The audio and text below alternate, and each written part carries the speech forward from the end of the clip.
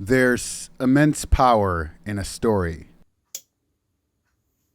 Oral tradition is the cornerstone of human civilization. Before the printing press, before writing, before the common folk were taught to read, epic tales and stories conveying mythology, morals, and lessons about the natural world were passed from generation to generation.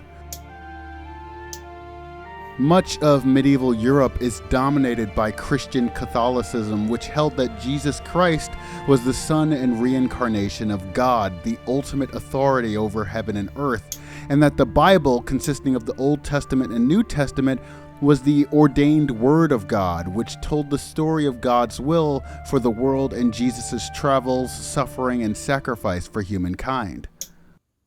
But how much of it could be trusted?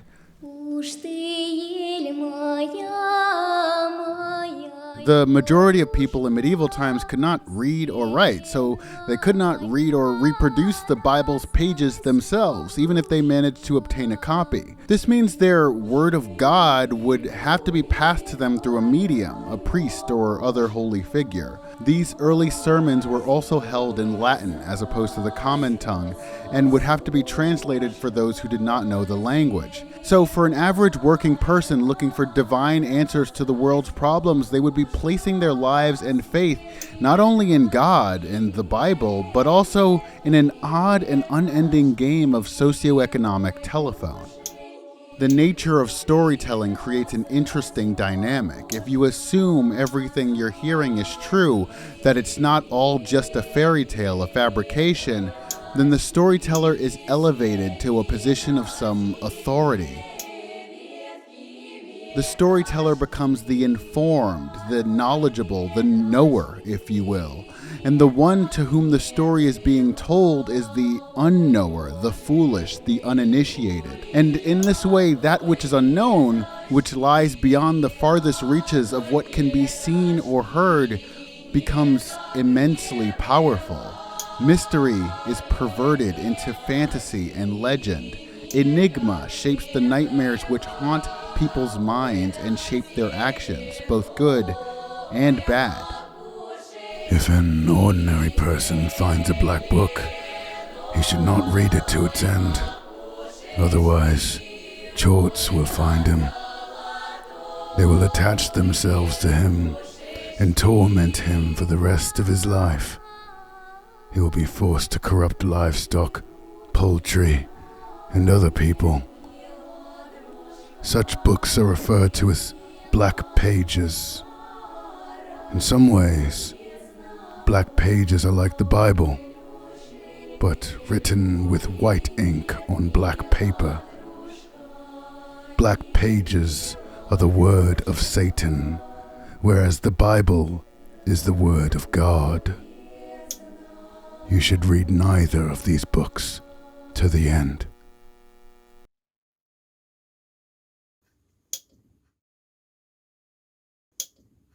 In many ways, Black Book is a story about stories and the dark gaps in human comprehension that these stories purport to fill. Black Book, not to be confused with Bible Black, the hentai, is a game released August 10, 2021 on Steam from indie developer Morteshka and publisher Hype Train Digital. Black Book is set in the Russian countryside during the humble beginnings of the industrial age.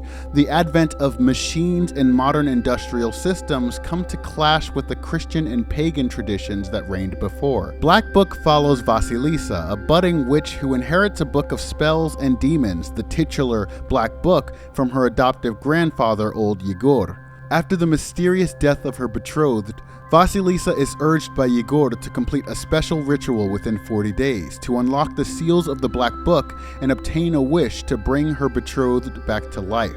What's notable about Black Book is that, like other fantasy stories set among real-world cultures, Black Book takes the firm stance that magic is real, not psychosomatic fabrications or collective hallucinations. While the narrative, except for the epilogue, entirely follows Vasilisa's perspective, it's exceedingly unlikely that Vasilisa's experience is false or exaggerated. The way the magical realm clashes with the mundane is very real, lines up almost one-to-one one with the various folk tales used as a foundation for navigating this world's puzzles, and is witnessed firsthand by various people throughout the narrative. While leaving room for other evidence or interpretations I may have missed, I'm willing to state firmly that Vasilisa's magic is real.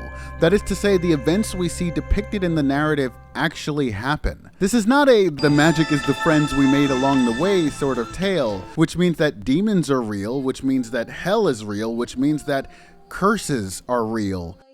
But is God real? We never see the Christian God or even physical evidence of the Christian God in the game, but demons still cower away at God's symbols. The mark of the cross, the blessing of holy water, and the rejection of proper Christian practices empowers demons to act, wreaking havoc as apparent punishment to those who failed to keep the expected practices. God is real because humans and demons believe God is real. In this way, God represents the ultimate unknown, one whose absence is so great and so powerful it holds dominion over all known worlds. And when humans fail to adhere to this power, demons act, making humans believe that the demons' entropic whimsies are the will of the heavens. While God may not be real in actuality, there are many traditional pagan gods who are real, whose influence over the natural world is experienced in the day-to-day lives of the peasants who try and fail to comprehend these gods' wills. We see the Ikotnik, who possesses the little girl Aquilina. We see the Vodyanoi, who rules the seas and kidnaps the drowned, lording over them in his underwater palace.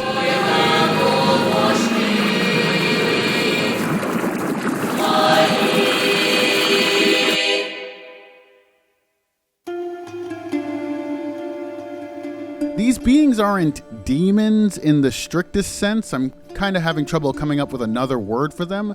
They're not all innately evil or antagonistic to humans. They're creatures of habit who are sometimes equally as corruptible by money, sex, and greed as humans are. They often make deals or forge contracts with humans. The terms of these contracts are obscure, as humans who normally can't see these beings and very rarely can converse with them on equal footing struggle to comprehend these beings' wills. Humans keep specific and often obscure Eastern European customs passed down in folk tales which give hints on the nature of these beings, how to identify them, how to keep them at bay.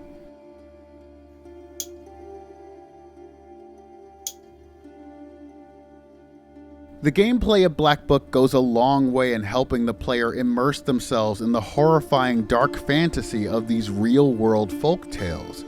Black Book is a deck-building RPG where Vasilisa uses words from her Black Book to weave together spells. I'm not a huge expert on card battlers, my only real experience being playing Yu-Gi-Oh! As an actual idiot child. But I find Black Book's deck-based RPG system to be both versatile and accessible. The difficulty curve feels a bit steeper at the beginning of the game than it does at the end, with Vasilisa gaining the ability to develop some absolutely insane spell combinations. Most cards in Black Book have some sort of added effect, and the metagame becomes stacking these added effects to empower Vasilisa, whose base stats remain fairly low throughout the game, at least compared to the massive damage some of the bosses can output in the later chapters. There are no real stacking limits, so both in theory and in practice, you can stack some of these cards together to create several exponential growth feedback loops and make Vasilisa damn near invincible as she puts out some godlike numbers. Like, I cannot stress enough how absurdly easy so many of these battles get. I played through the game twice on opposite ends of the game's morality system, and both times, after like chapter 3, I felt genuinely unstoppable going through the normal battle encounters. I would put together themed decks like one centering around the waste status effect, which deals a certain amount of damage at the start of the afflicted enemy's turn, or Curse, which lowers the afflicted enemy's attack power, and probably my favorite, an all-white page deck on my second playthrough. This battle here truly exemplifies the absurdity of this stacking focus. In short, because of the way this battle is set up, I can only do a specific amount of damage per hit, and I only have a maximum of 2 attack cards in my hand per turn. This battle is meant to have a specific pacing, and because of my deck setup, it takes me a while to finish it. This all-white page deck is built around stacking regen and attack power buffs and grows exponentially. And just look at these absolutely ridiculous numbers I get to before I'm finally able to defeat this enemy. Like, holy shit. I wanted to keep going just to see if I could eventually reach some sort of integer overflow, and I'm sure there are even wilder deck constructions out there. Not gonna lie, while these numbers are preposterous, it does feel really good to deal this kind of damage after inching through the beginning sections of the game, and this doesn't mean that the game lacks challenge overall. No, the real challenge comes from Black Book's bosses. Each of Black Book's bosses and mini-bosses fight differently from one another and have special attacks, buffs, or conditions paired with staggeringly high damage output, which force you to tackle the bosses differently than you normally would. And some of these are real head scratchers. Just as an example, the final battle is against Satan. Yes, the Satan. Satan has this really fun ability where all his attacks and buffs scale depending on how many sins you've committed throughout the game. This is the game's morality system. Do bad deeds or curse people with your personal demon slaves and you acquire sins. Нечего было на колокольню забирать. Бог палатит. Do good deeds and other holy things, and you can potentially have sins absolved. But it is so much easier to acquire sins than it is to be virtuous and sin-free. Almost as if the game is making some sort of commentary. Anyway, it is much harder completing the game as a virtuous person than as a sinful one. The sinful route is generally shorter, requires less thought, and yields immediate, though somewhat paltry rewards. Also, there is an honest-to-goodness annoyance mechanic with your demon slaves called chorts, which must be sent out to curse peasants every day, or they pester you instead, causing various status effects and debuffs to afflict you in battle as long as they're around. So being virtuous sucks, except for during the final battle with Satan, where suddenly being sin-free means that Satan is downright useless against me. This gets flipped on its head during my second playthrough when now, because I've amassed almost 1,000 sins, every single one of Satan's attacks will one-shot me. Not only that, but he eliminates my ability to use herbs to heal or protect myself. I thought I finally hit my skill ceiling. After each death, you're allowed to go back and rebuild your deck with whatever cards you have in your possession. Now, it'd be nice if you could rebuild decks upon manually restarting instead of having to wait for the enemy to kill you, but that's just a minor criticism. Tweaking my deck, I managed to just barely squeak out a winning strategy against Satan, while also keeping to my all-white pages theme, and this felt really, really cool.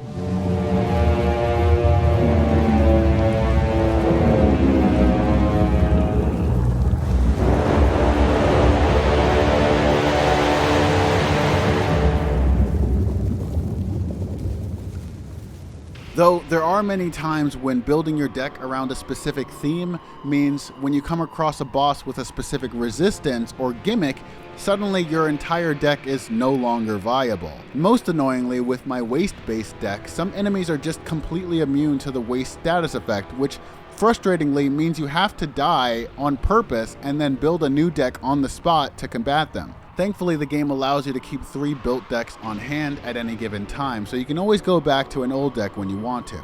You win cards from enemies after battles, and you can also buy them from merchants who show up here and there throughout the game. You collect stronger cards with more devastating effects as you progress through the chapters, so it was a nice treat when I would find a card that fit well with my established theme, or replace something that was no longer viable against stronger enemies. There are a lot of times when you're finding cards you don't really want or care about, but given how my battle with Satan played out, I think it's a clever aspect of the game's design that you might sometimes find yourself relying on one of these seemingly useless cards to pull you over a difficulty wall when you least expect it. There is something else this game does that I'm mixed about. During companion quests and another specific chapter of the game, battles are changed to battle puzzles. Battle puzzles are essentially 2 or 3 turn battles with a specific selection and order, so there's a particular way you need to use the cards in order to win the battle. Now, in a ludonarrative sense, I'm not sure why this happens during companion quests, though it does make a certain kind of sense during that one chapter I'll talk about in a moment. In a gameplay sense, I think they did this because they knew normal battles were too easy. It's a neat concept, and I'm not even sure how I'd do it differently, and there's no easy way to say this, These battles are just kinda annoying to have to deal with, and they're not annoying in the way that chorts are annoying, where that's the whole point. Some of the battle puzzle answers feel kinda unfair and bullshit. They're useful for teaching the player different ways of using certain cards or card combos, I think. I don't actually recall changing up my playstyle much after these sections, mainly because the cards you use during battle puzzles often can't be unlocked until way later, and when you're in these sections, you can't even use your own deck until you're done, so there's not that much space for experimentation. These battle puzzles are relegated mostly to companion quests, of which there are only 3 in the entire game, so you can avoid them. But if you neglect the companion quest, I believe you miss out on it forever. So even though it is side stuff, it feels important and necessary. I feel like I'd much rather have a separate mode specifically for battle puzzles, where doing them unlocks me some special cards or other unlockables I can't get elsewhere. Oh, but also, you do have to complete at least one battle puzzle to beat the game. Mercifully, it's an easy one. This is Chapter 6, How Khulduns Die, which I referenced earlier. Basically, Vasilisa gets her black book stolen, and you have to sneak through this mansion to get it back. And the first time through, I thought this was really interesting, allowing the game to rely on its dialogue systems to carry the gameplay on its own for a little bit. But I guess there needed to be a way to punish players for making the wrong choices, and the world is a bit too linear to allow for other avenues to the same goal, so the solution they ended up with was battle puzzles. I tried my second playthrough to get through this whole section without battling, but there is at least one battle puzzle you need to complete to get through. And I'm not saying I dislike this because I dislike battle puzzles. I actually like them in a non-mandatory setting. Rather, I dislike this because, Vasilisa has her black book stolen, but she can still cast spells. And I suppose it is shown that regular people know some spells here or there, so it's not like a plot hole or anything, but it just really makes losing the black book seem like not that big of a deal. I think the only way to fix this, as it were, is to make the world less linear with more paths forward, as I mentioned before.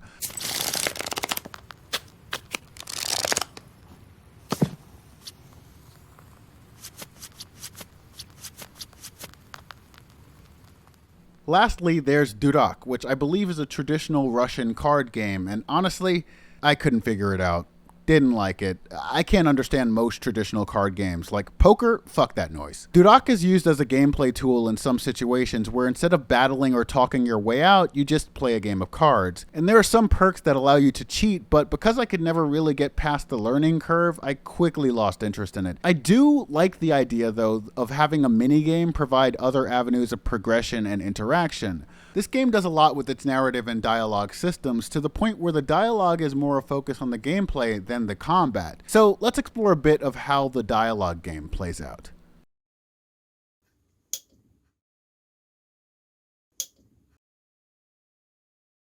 What first drew me to Black Book was this awesome Steam cover art, but when you get in the game, well...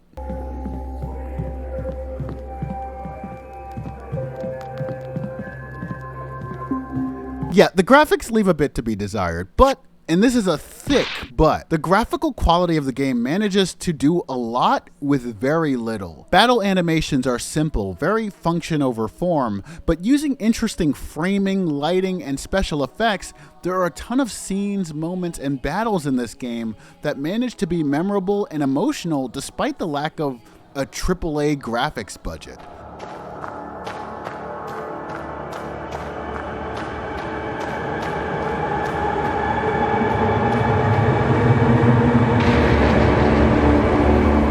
I think the art direction under the supervision of Ildar Alimov works wonders here.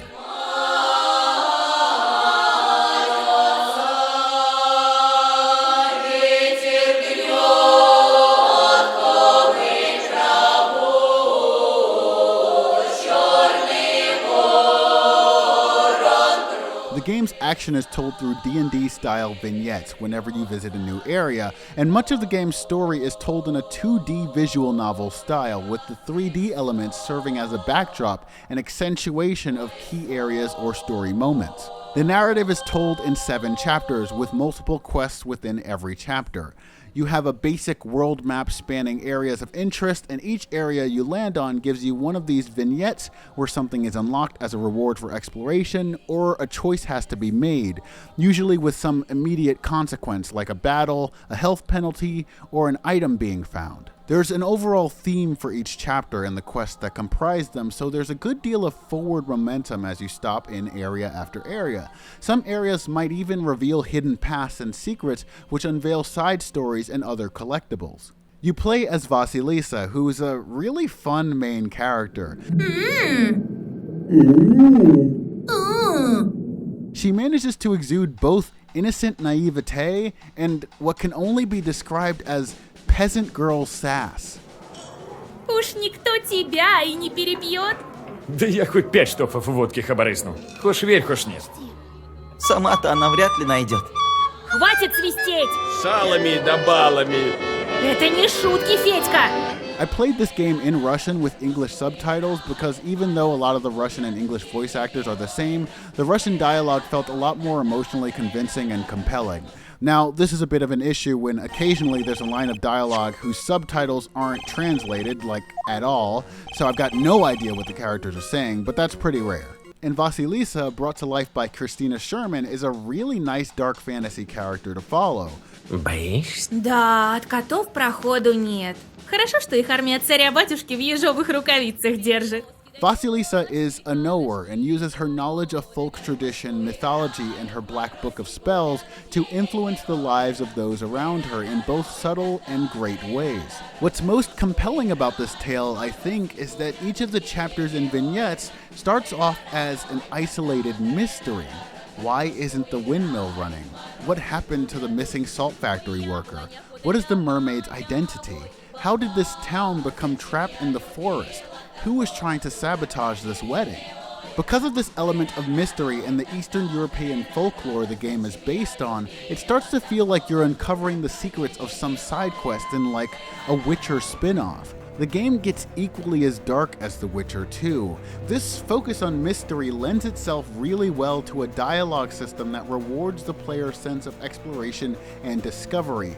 In addition to normal dialogue options, there's a very effectively used quiz system in which the player is asked questions pertaining to the world's lore and the circumstances in which Vasilisa finds herself. What I find absolutely brilliant is how, to find the answers to these riddles, you actually have to go back and read through the folktales and encyclopedia entries that you unlock through the narrative or exploration.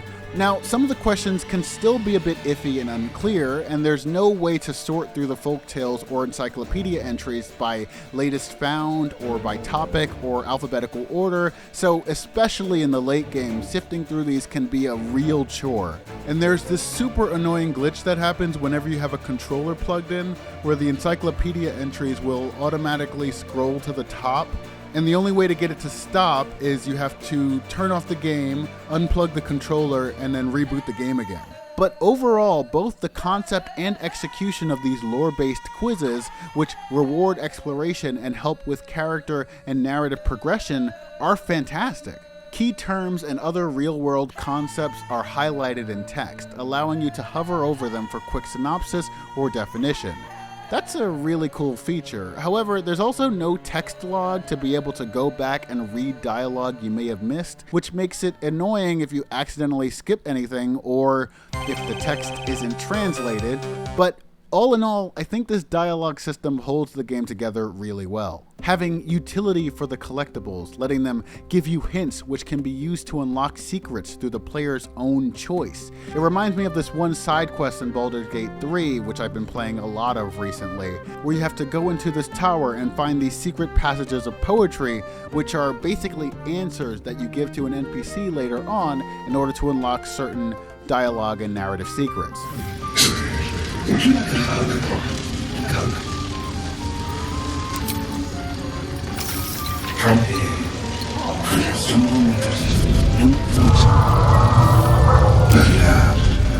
Having the lore play a part in the present gameplay is really interesting in that way.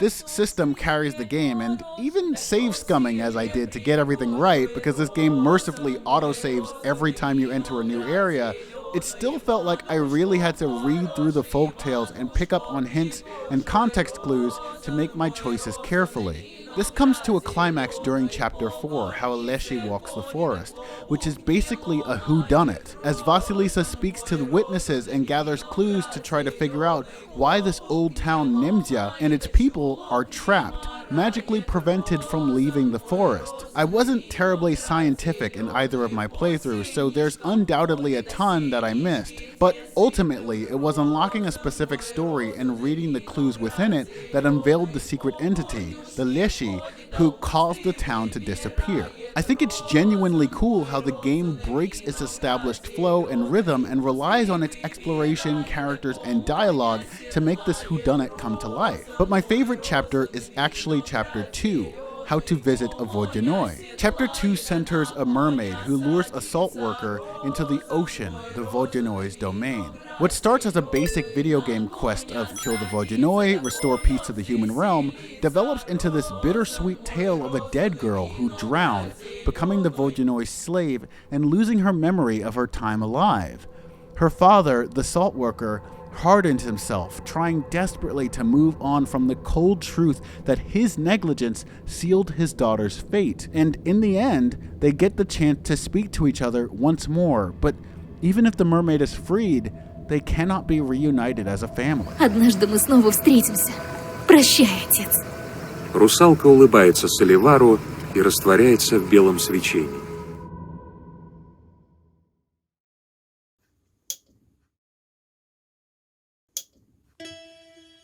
There are aspects of this story that I don't like. I'm not in love, for instance, with this hunter guy, Airat, from Chapter 3, How Khulduns Curse Weddings. I just don't like how the only ostensibly Muslim character is kind of portrayed as a destructive fool who burns down the forest and rushes recklessly and violently to his own death in pursuit of some short-sighted vengeance. I feel like that plays into a few anti-Muslim tropes, but I could very much just be reading too much into that or misunderstanding something. All in all, though, I think these characters were very well done. Vasilisa, Proshka, Yegor, and all the antagonists especially. Тихо, Прошка! Прошка! Прошка! These creatures' command over the forces of nature make Vasilisa's quest feel overwhelming at times, and seeing her chip away at their influence while steadily growing her own power felt like watching a folktale come to life.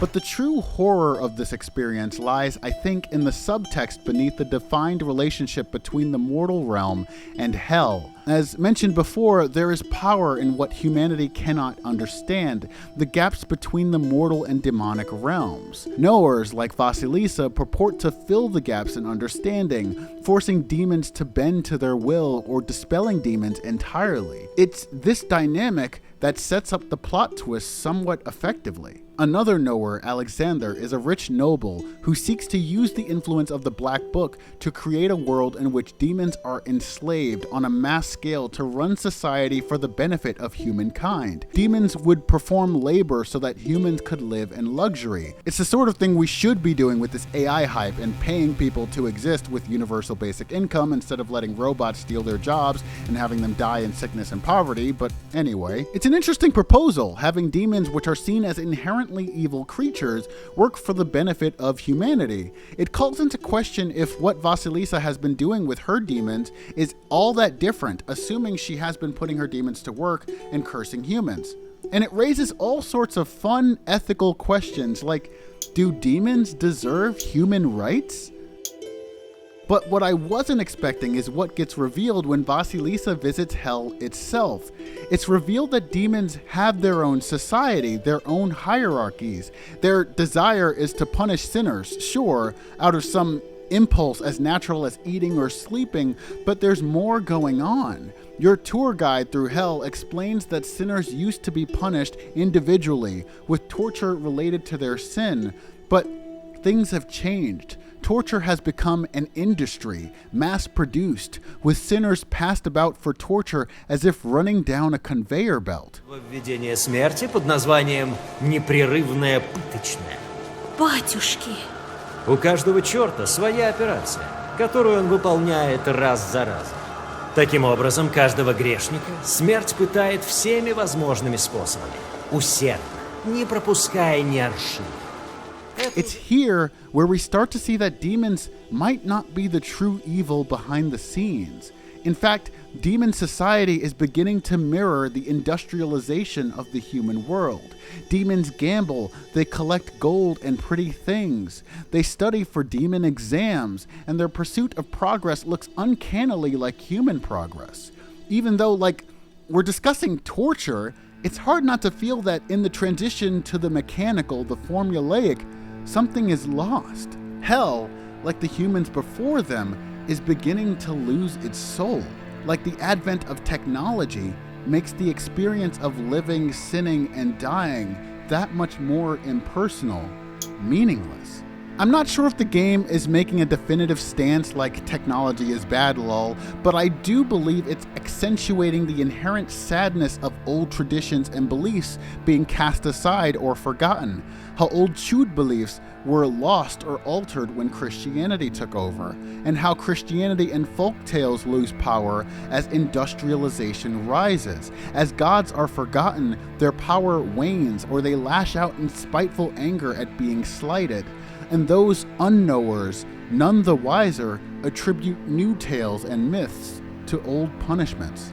And then there are those knowers like Igor and Alexander and the Spinner and the Leshy of Nimdia, who are empowered by the darkness of mystery and who take advantage of both humans and demons to further their own influence, advance their own wills. They observe the pagan and Christian gods only for the sake of self-preservation, but for them, no relationship is sacred, no family worth keeping, no allies who cannot be sacrificed in the pursuit of some selfish end. And so the question then becomes, what will become of Vasilisa? The true morality of this game lies not in the question of whether Vasilisa is holy or not, in some insularly Christian sense. Rather, the question is whether Vasilisa will succumb to her own indulgences, using her power to force humans and demons along with her whims, or if she might side with humanity and the demons who coexist with them to secure a hopeful future while preserving the customs and truths of old. The final moments of the game play differently depending on Vasilisa's virtue, with the dialogue between Satan and Vasilisa having a different cadence here and there.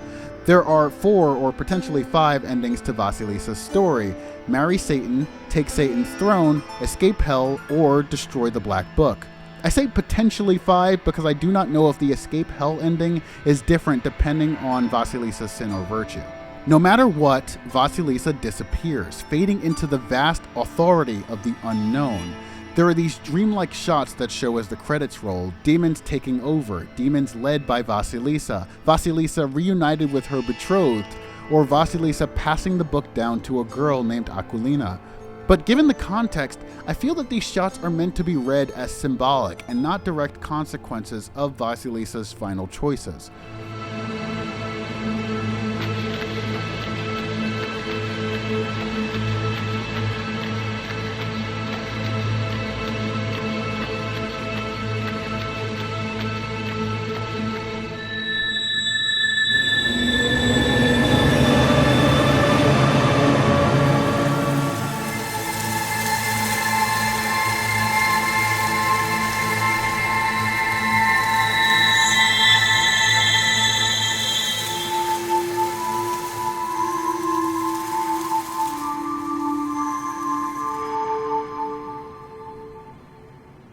The epilogue is told as a lost tale from some unknown third party. In the end, Vasilisa and the nature of hell itself is consigned to legend, a portrait by a painter of religious icons who seems to have some knowledge of the other side, and in what I believe is the most virtuous ending, the portrait is blank, unfinished. Hell and Vasilisa herself have become unknowable, ineffable, an absence no less mysterious and awesome than God's. But who's to say if we can even trust this unnamed narrator's version of events? Is he a reliable narrator or another careless wielder of the mighty unknown? We can never be too sure. There's immense power in a story, after all.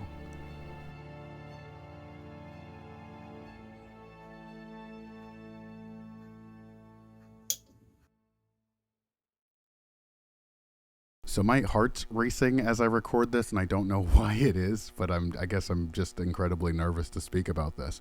First of all, I just wanted to step in and say thank you guys for watching the video. It's different from the usual review type stuff that I do. I've been trying to move into more analyses of things and do a different perspective of things I genuinely like or I'm conflicted about.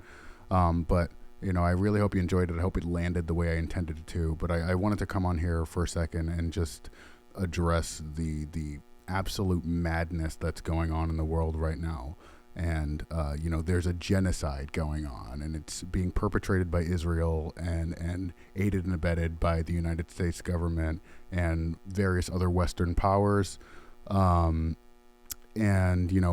Just to be perfectly clear on where I stand, what Hamas did is, evil and unconscionable, and what Israel's doing is equally evil and unconscionable. There are scores of innocent Palestinian people, children, non-combatants dying day after day, and it just seems like, people are okay with that, and it's really disgusting, and it just, my heart, like, I wish I could explain how I feel right now. My heart is imploding, and I feel like I can't talk about this among my people that I know, because last time I brought this up with one of my friends, he called me an autistic anti-Semite who's just jumping on trends. But I did donate to the Palestinian Children's Relief Fund. I have a friend who's donating to Doctors Without Borders. Israel's doing everything it can to prevent aid from getting in.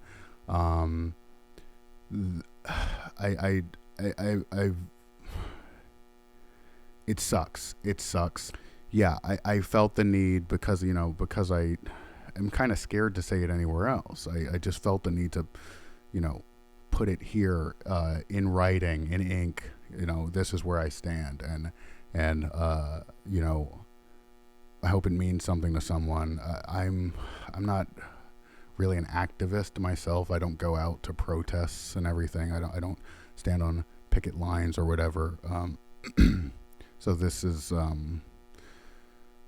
guess this is me doing my best, and I realize that that's not really much at all.